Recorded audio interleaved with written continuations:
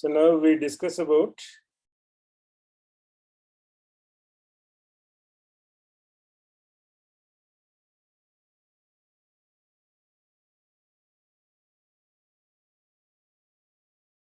data types.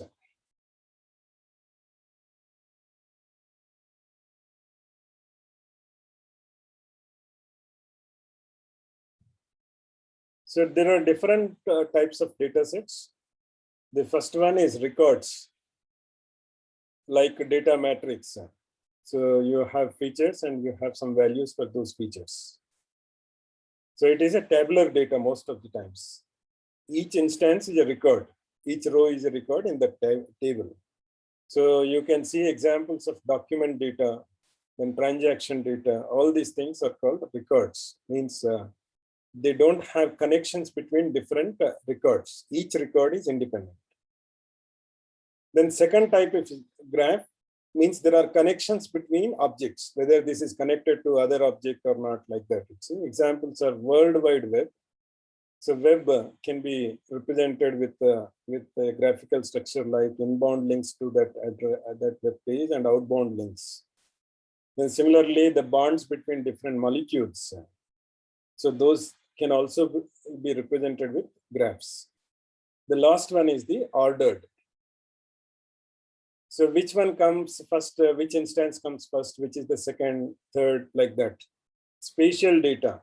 So whether it is to the east, to the north, like that, it's the space, spatially how it is represented, that is also important, whether it is middle of these two, like that, it's in records, it is not important.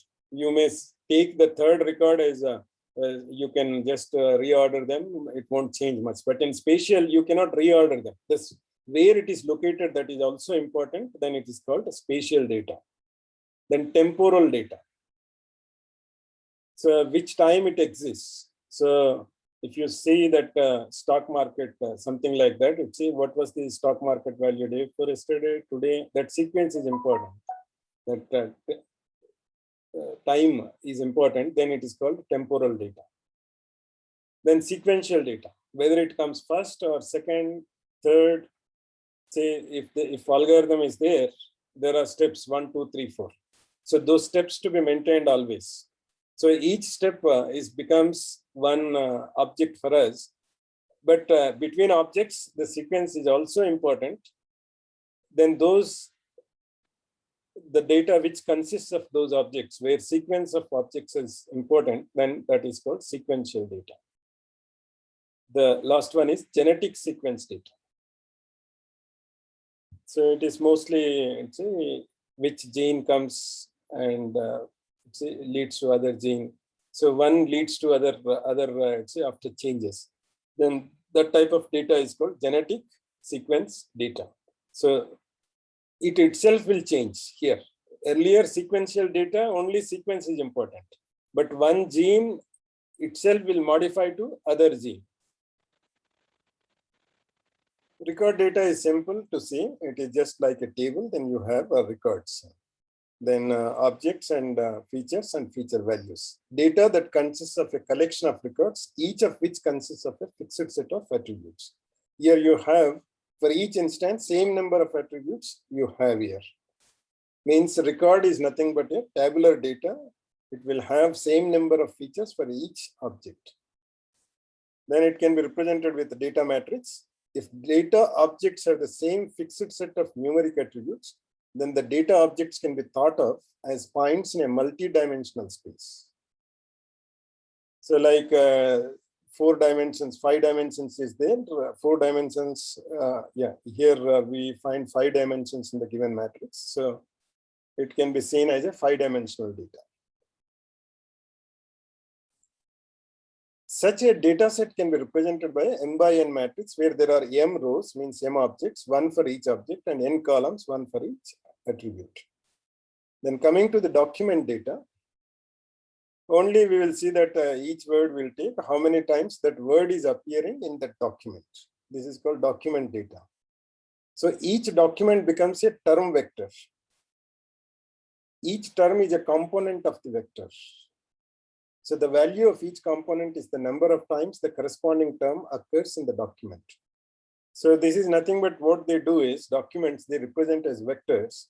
So first they find unique words putting together in all documents. Document 1 has 700 words, document 2 has 600 words, total 1300 words. You remove the common words, then you make it 1000 words.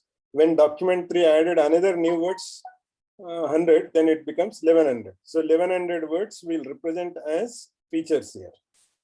Then for each document, then we will compute how many times that word appeared in this. Team is appeared 3 times in document 1. Coach is appeared 0 times in document 1, like that. So this is called document data. Document data is represented as a vectors. Each document is represented as a vector of frequency of each term. Term means word here. So this is another type of data. This is called document data. And transaction data, you know that the length may not be same. So each transaction is how many items they purchased in that transaction. A special type of data where each transaction involves a set of items. For example, consider a grocery store. The set of products purchased by a customer during one shopping trip constitute a transaction, while the individual products that were purchased are the items. Can represent transactions data as a record data. Still, these are records, but they may not have the same length, each record. Graph data. Generic graph, a molecule and web pages. So if you see that molecules, if you have studied chemistry, then you can understand better this. There are bonds between molecules, then they are representing with this. How many electrons, something like that, you can say that it's that bond between how many electrons. Then web is represented like useful links. So from this bibliography, this link goes to another page. That's why it is represented as there is a edge between this and this, directed edge. So outbound directed edge, then inbound directed edge. So web can be represented with a graphical structure. Then it is called graphical data. Ordered data, sequence of transactions. So if it is important, how the transactions are made, the sequence is also. Then A, B, D, C, E, C, D, B, A, E, these two are not same, though they may have the same items, if the sequence is important. Then genomic sequence data, here also the sequence is important, then it is called ordered data. Then spatio-temporal data. We discussed about this. Average monthly temperatures of land and ocean. Usually the seasons will change from one space to other, one place to other, and that also in continuous. The rainy season comes in South India a little bit early, then it goes to the North India. Similarly, North India temperature is very high till June, July, but whereas South India, it gets rains by May. So that the transition also is important. So wherever it is important, the space, where they are located, if that is important, then it is called spatio-temporal data. So to average monthly temperatures, then we can see the change also. Okay, the average temperature as we move from south to north, in different months it may be different, but it is almost same, or how it is changing in the same month, because in the same month at different places it is, but which place it is important, then it is called spatio-temporal data. Then one more important thing when we consider data is what is quality of its data. Poor data quality negatively affects many data processing efforts. Then we need to find out what is poor, what is good data. Data mining example, a classification model for detecting people who are loan risks is built using poor data. Some creditworthy candidates are denied loans. More loans are given to individuals that default. So if we don't have quality, then whatever algorithm model we built, that may not give accurate results. What kinds of data quality problems we find? How can we detect problems with the data? What can we do about these problems? So these are the things which we need to answer in the coming slides. Examples of data quality problems are noise and outliers. Outliers means the data points which are not similar to the majority of the points which that attribute takes. Noise means suddenly you see some value. You yourself may feel that, okay, will it be really for this?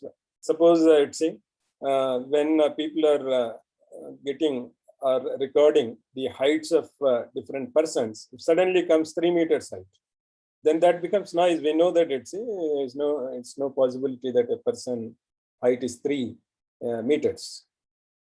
Then it comes 7 feet or 1.2 or 2 meters. Then still it is possible we may say that it is outlier. It is mostly deviating with the general nature of that attribute values. So then we need to find out, because we are not going to build models for these outliers and noise. Noise means anyway, it is erroneous value. Then outlier means it's an exception. For that exception may disturb all the model. That's why we need to separately model those outliers. So that's why whenever you find more noise means more erroneous values or outliers, then that has poor quality. Then wrong data. Instead of, suppose it's a color is there, suddenly some other value comes. Instead of red, white, blue, something like it's a small will come. Then small is a wrong data because color will not take attribute value as small. Then fake data, people will input the data as a fake. Then missing value, sometimes the data is not recorded for that attribute. Then duplicate data. So many times the data may be duplicated. These are the poor quality of the data.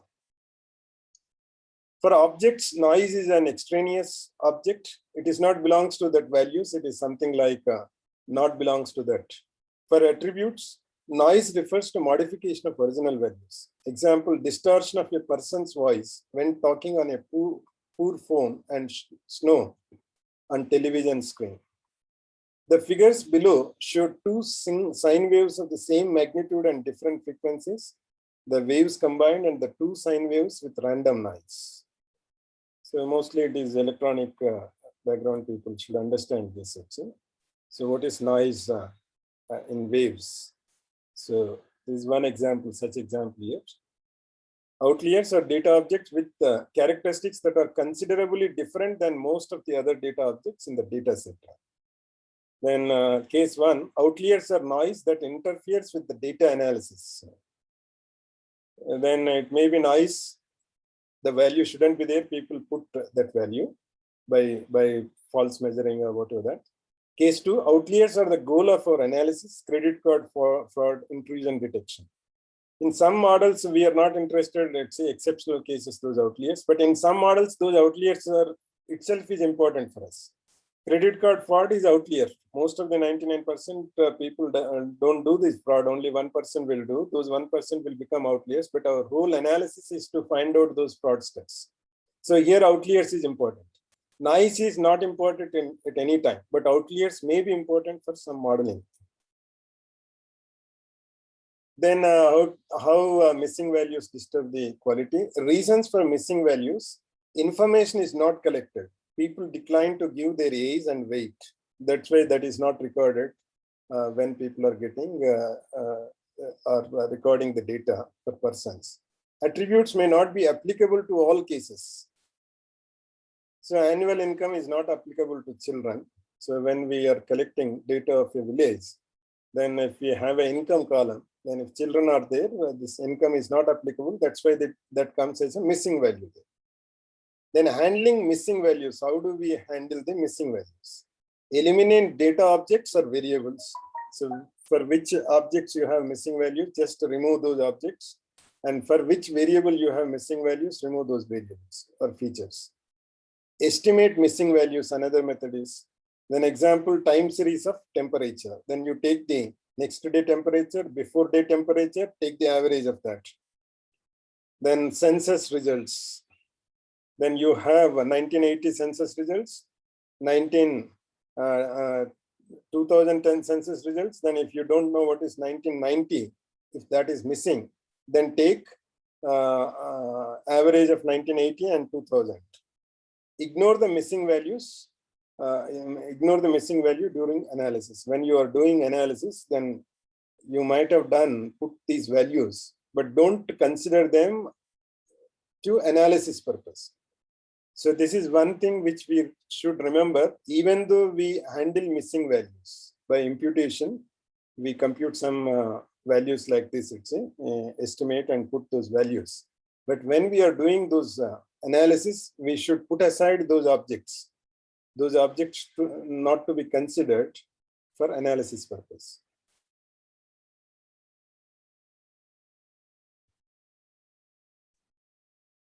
Then duplicate data. Data set may include data objects that are duplicates or almost duplicates of one another. You may find the same objects, then it is duplicates. Most of the times that is coming as a duplicate. Major issue when merging data from heterogeneous sources.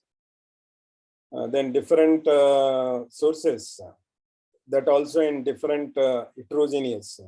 Then it becomes a difficult thing when we find duplicate data. So example, same person with multiple email addresses. Then how do you identify? Merging, if it is a conditional merging based on email, the same person will be merged with many others. So that is the problem. So data cleaning, process of dealing with duplicate data issues. So we need to remove those duplicate data, whatever is there in the data set. When should duplicate data not be removed? That is also important. Do we need to remove all times or only? Because in some times, let's say, the frequency, if we are looking, let's say, frequency of transaction, then duplicate data will appear, and that is also important. Then we shouldn't remove that duplicate data. Sometimes, let's say, if you want only presence of the things, then you don't need to have duplicate data many times. So it depends again on the problem whether duplicate data to be removed or not.